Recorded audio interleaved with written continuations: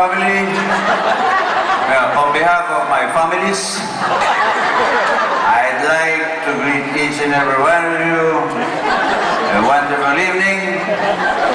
It gives me great pride and privilege to be part and parcel of this happy and prestigious catch. Salu-salu.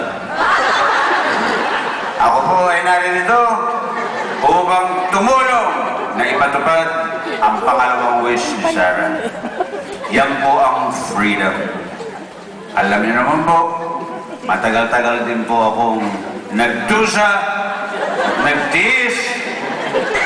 Una-una, hospital arrest, tapos rest house arrest, talagang lahat ng klaseng arrest, kulang na lang ma-arrest in peace. I wanted my freedom! Nilagay ako sa Veterans Memorial. Although I have to admit, I'm a veteran actor. Kaya bago po tayo dun. Pero, tingnan nyo naman ang nangyari. Sino ang nasa veterans?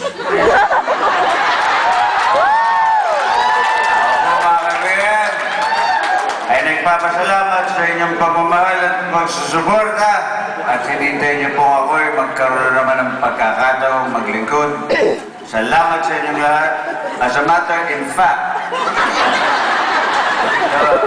the fact remains what the fact. Salamat.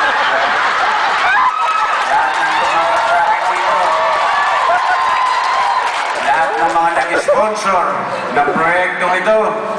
Maraming salamat sa mga kaibigan ko. Tess, David, Virgie, Joaquin, Eric Costales, at ang mga paborito kong players, F-A-E-L, Fael players, Eric de la Cruz, Mr. and Mrs. Honesto Pamintuan, and Marikina Abogo of ABC Entertainment. Talaga po, mahal na mahal po San Francisco. Kaya rin po ako bumalik because I left my heart in San Francisco. But I cannot stay very long because I left my brain in the Philippines. Oh my God!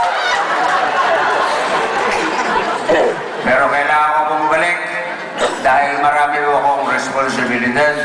Sa katunayan, sinasabi ko rin yan kay Sarah. With great freedom comes great responsibility. Si Spider-Man. At ang aking mga responsibilidad sa mga mamamayan ng Maynila ay aking tutuparin. Napakarami ko pong plano. Ano bang pinagmamalaki ng kilala niyo yung kalaban ko, di ba? Nag-shooting sa Pilipinas ang Born Legacy. Tinalo ko siya.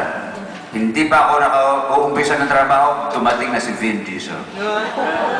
Magsushooting siya ng pelikula, ako at si Mayor Lim ang cast. The Fat and the Furious.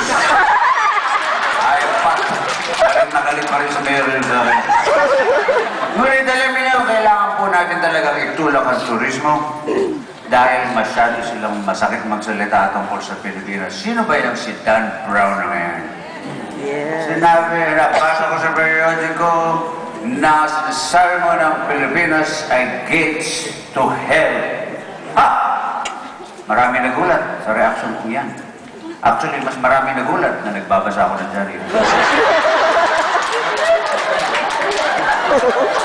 Ngunit, ang talagang nagulat po, mga kaibigan, ay ako. Dahil Dan Brown, nakita mo na pala ang hell. Ngunit, mga kaibigan, huwag po kayong mawawala ng loob basta tayo ay marunong magsama-sama at marunong ngumiti, masarap pa rin pong uwian ang mga ngiti ng kababayan natin sa Pilipinas. Mabuhay kayong lahat. Maraming salamat. You are free.